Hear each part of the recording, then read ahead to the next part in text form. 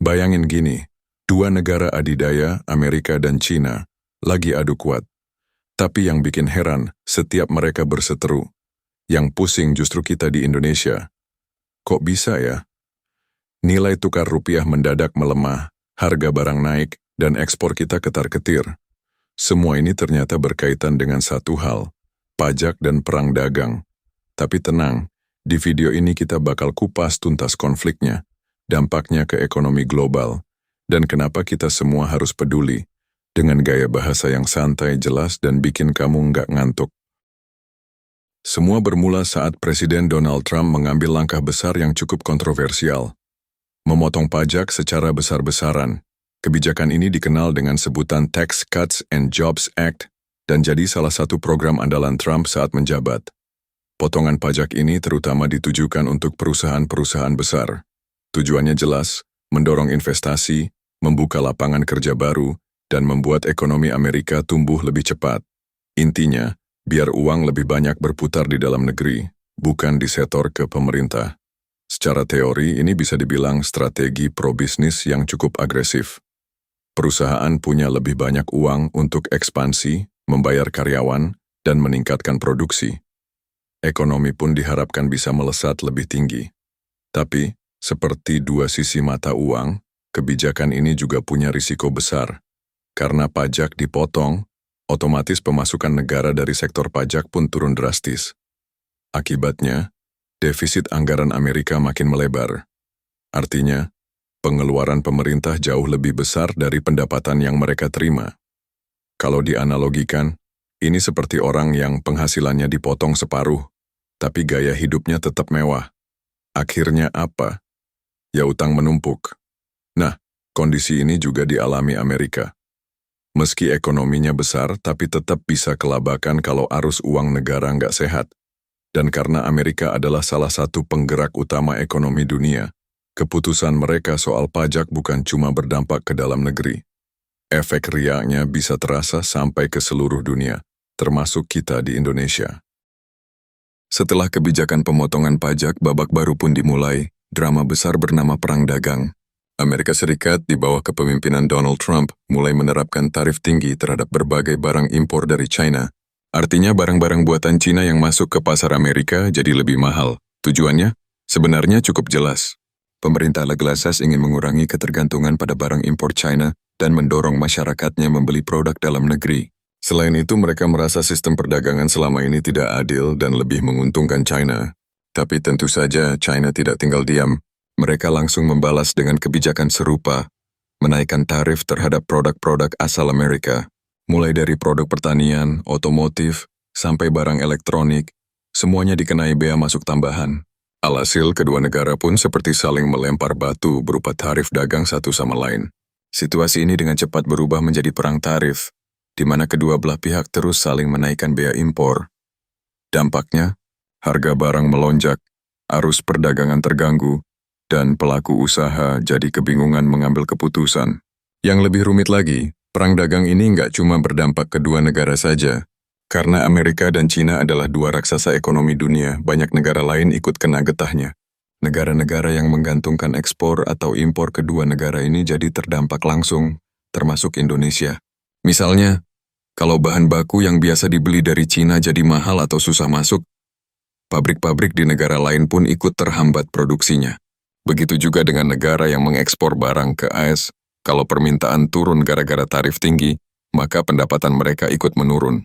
Intinya, perang dagang ini bikin ekonomi global jadi goyah, investor jadi ragu, nilai mata uang berfluktuasi, dan perdagangan antar negara tak lagi lancar seperti sebelumnya.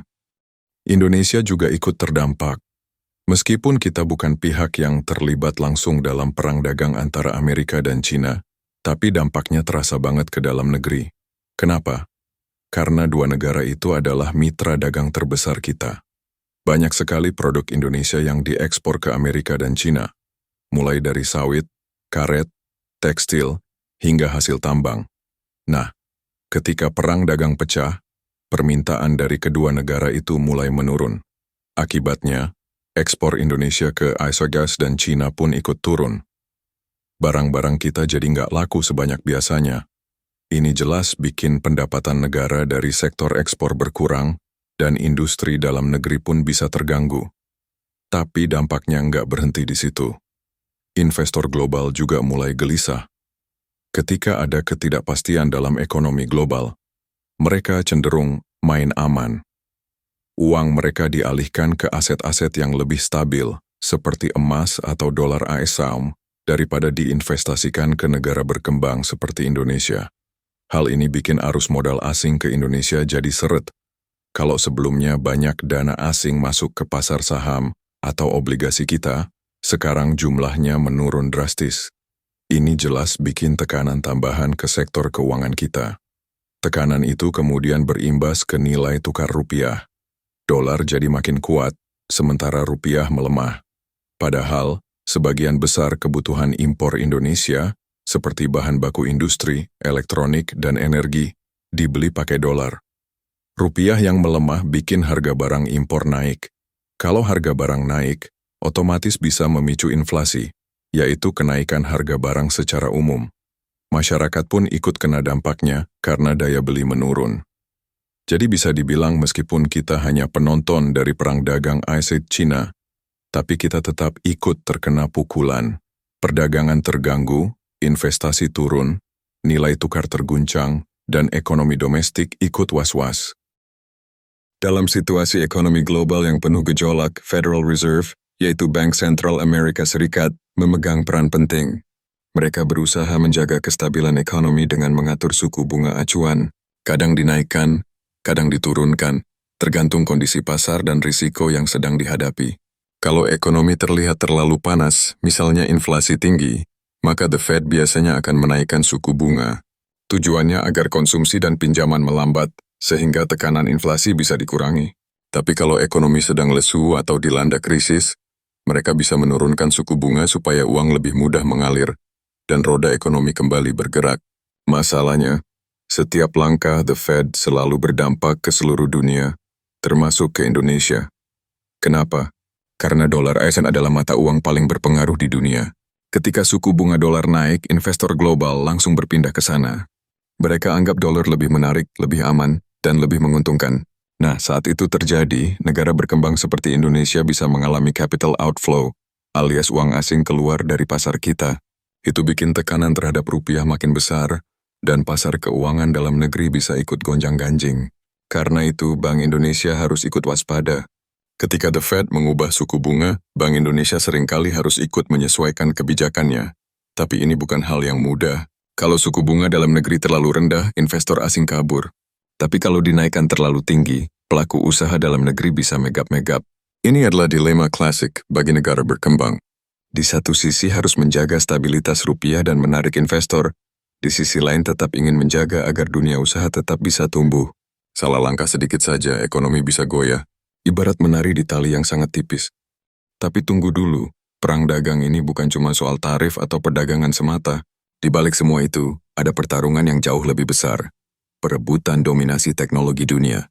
Amerika Serikat mulai khawatir bahwa China akan melampaui mereka dalam bidang teknologi strategis, seperti 5G, chip semiconductor, kecerdasan buatan, AI, dan superkomputer. Dan kekhawatiran itu bukan tanpa alasan. China sedang berkembang pesat, bahkan beberapa perusahaan mereka seperti Huawei, ZTE, dan SMIC mulai mengancam dominasi perusahaan-perusahaan teknologi AS. Karena itu, Amerika mengambil langkah-langkah untuk membendung laju teknologi China. Salah satunya adalah dengan melarang perusahaan OSS bekerja sama dengan perusahaan teknologi China. Bahkan ada larangan ekspor komponen penting seperti chip dan perangkat lunak ke perusahaan-perusahaan tertentu dari China. Langkah ini bukan cuma strategi dagang, tapi lebih mirip strategi geopolitik jangka panjang. Amerika ingin mempertahankan posisinya sebagai pemimpin global dalam teknologi, sementara China ingin mengejar dan mengambil alih posisi itu. Persaingan ini bukan lagi soal dagang, tapi soal siapa yang akan menguasai masa depan. Makanya, banyak pengamat menyebut ini sebagai perang dingin versi baru. Bukan lagi perang senjata, tapi perang teknologi dan data. Kedua negara saling membatasi akses, memata-matai, dan bahkan berkompetisi dalam urusan paten dan inovasi. Dan yang bikin miris, kita sebagai negara berkembang seringkali cuma jadi penonton, bahkan tak jarang jadi korban dari pertarungan dua raksasa ini. Ketika teknologi dibatasi, distribusi chip terganggu, dan ekosistem global terpecah, banyak negara yang terkena imbasnya, termasuk Indonesia. Karena kita sangat tergantung pada teknologi luar, baik itu untuk ponsel, kendaraan listrik, hingga sistem komunikasi, maka konflik ini juga bisa memperlambat perkembangan teknologi di negara-negara lain. Biaya produksi naik, inovasi jadi terhambat, dan ketergantungan kita terhadap negara besar semakin besar. Jadi perang dagang dan kebijakan pajak ala Ilase ini seperti efek domino. Sekali jatuh, dampaknya bisa terasa sampai ke dapur rumah kita. Yang harus kita lakukan adalah tetap waspada, terus belajar, dan mendorong pemerintah kita untuk cermat dalam mengambil kebijakan.